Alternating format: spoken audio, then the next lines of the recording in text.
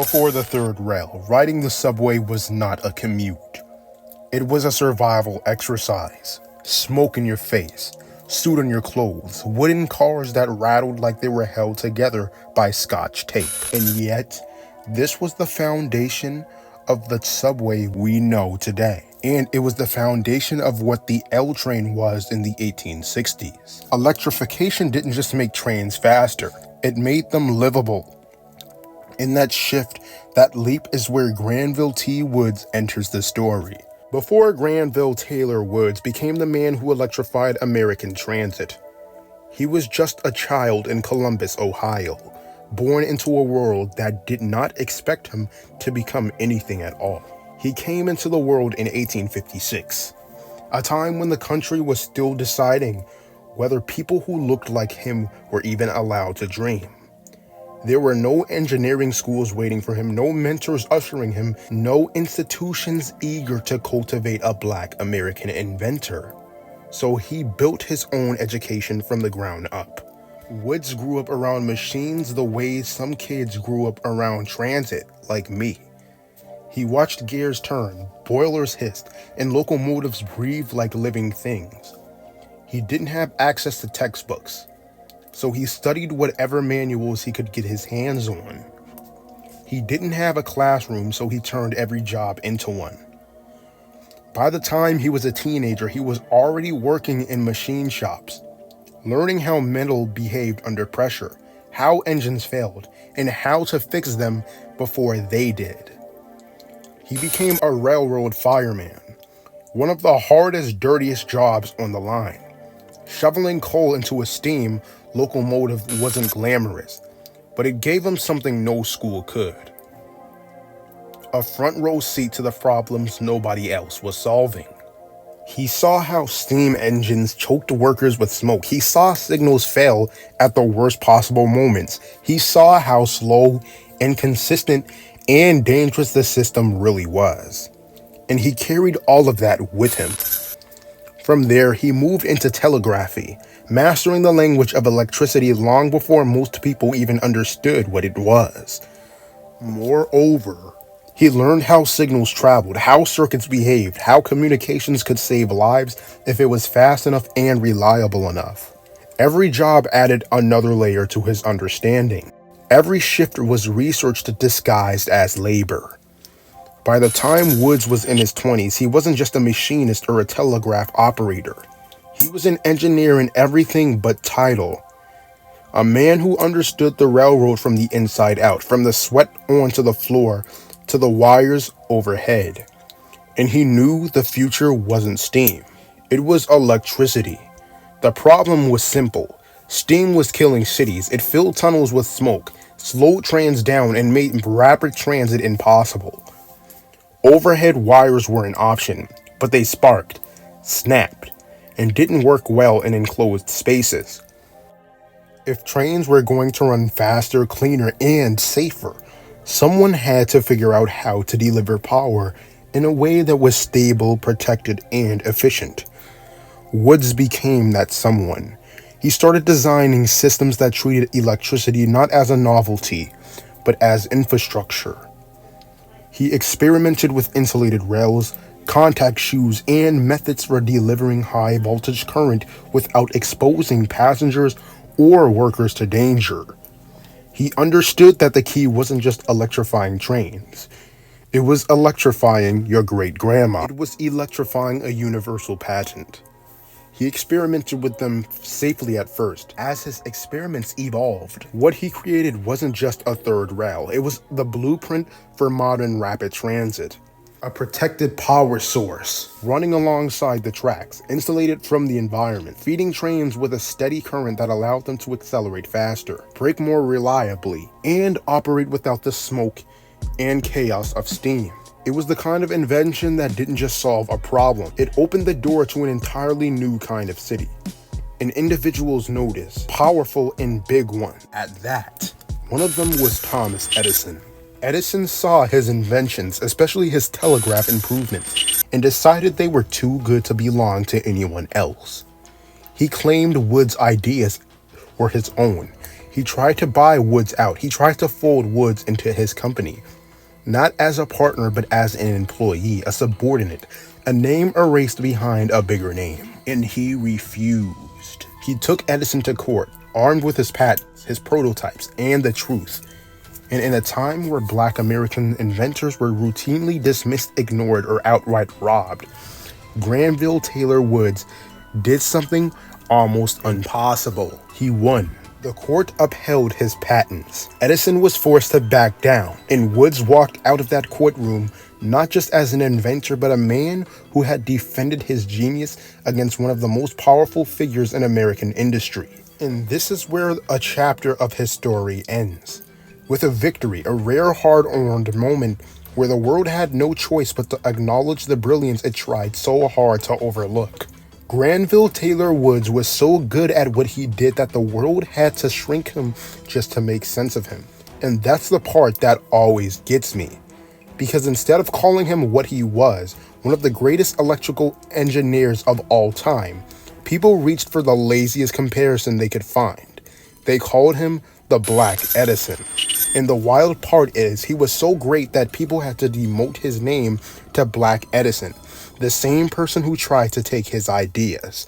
And that's not praise.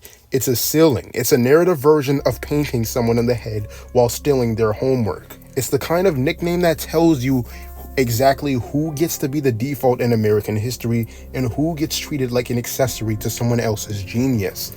But Woods didn't need Edison's name. He didn't need Edison's shadow. He didn't need the comparison, because while Edison was busy building a brand, Woods was busy building the actual systems that made modern transit possible. And he wasn't doing it at once. He was doing it over and over again. 60 patents, 60 inventions, 60 receipts that he wasn't just a one-hit wonder. Granville Taylor Woods was a groundbreaking Black inventor with over 50 patents in electrical and railway technology. His work transformed train safety, communication, and electrification. He created devices like the multiplex telegraph, improved third rail systems, electric conduits, braking mechanisms, and early telecom hybrids. Innovations so advanced that major companies like General Electric brought his patents. And here's the line that ties this all together. He didn't just invent the third rail. He invented the first ever stage of communications-based train control, which is more known as CBTC today. Something the 7 and L currently use, which is what keeps both of these lines fast and reliable. He was a whole era of innovation by himself. Every one of those patents came from the same place. A man who learned the railroad from the inside, who understood electricity before most people trusted it, who saw problems nobody else wanted to fix and solve them anyway. He was not inventing for prestige. He was inventing because the world was broken and he knew how to make it run. And in the 1.9 thousands, New York City finally decided to build a real rapid transit system. The technology that would make it possible was already sitting on the table. And that's the part people never really talk about. The IRT didn't just wake up one morning in 1904 and say, let's run electric trains underground. The BRT didn't just flip a switch and turn their elevated steam lines into a modern network. They were stepping into a world that Granville Taylor Woods had already helped design. Because once you understand what the subway looked like before electrification, the smoke, the heat, the soot, the constant danger, you understand why the third rail wasn't just a technical upgrade. It was the only way forward. The IRT built its entire identity around speed and frequency, tight headways, fast accelerations, trains that could enter and leave stations like clockwork. None of that works without a protected insulated power rail feeding electricity directly into the motor. None of that works without the kind of electrical distribution system Taylor Woods spent his life refining. The IRT didn't just use the third rail, it depended on it. And the BRT, known as the Brooklyn Rapid Transit before it changed into Brooklyn Manhattan Transit, inherited a mess. Old steam elevated lines rattling over Brooklyn streets, choking neighborhoods with smoke and cinders. If the IRT was the polished underground newcomer, The BRT was the scrappy operator trying to modernize a system that was already falling apart. Electrification was not optional for them, it was survival for them. So the BRT converted its elevated lines to third rail power, one by one. New York didn't just adopt a technology, it adopted a vision, one that Woods had already mapped out, piece by piece, patent by patent, long before the first subway rider ever stepped into a platform. When historians talk about the third rail, there's always this one name they love to throw in before they even get to Granville. How the hell do you pronounce that? Alessandro Bocconi is one of those names that only appear when people try to downplay Granville Taylor Woods. Unlike Granville, there are no photos, no biographies, no technical papers, no museum records, nothing you'd expect from a supposedly major 19th century engineer. Even AI systems claim there is no prominent or well-documented Italian engineer named Alessandro Bocconi connected to third rail development.